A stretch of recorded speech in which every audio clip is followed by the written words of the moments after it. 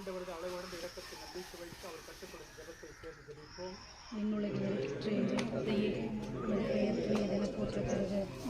ஆட்சி வருக, இந்த திருவுளம் விண்ணுலகில் நிறைவேறுவது போல மண்ணுலகிலும் நிறைவேறுக.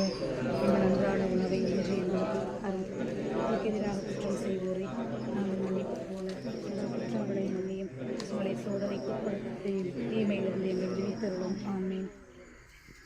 மன்றாடுவோமாக.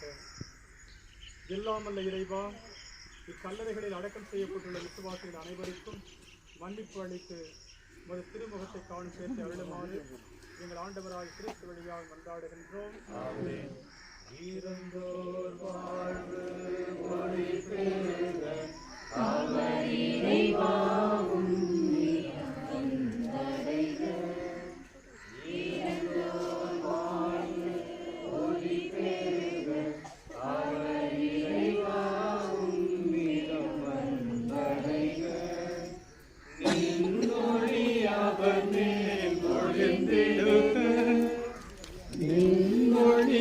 அவர் மேல் பொழிந்திடுக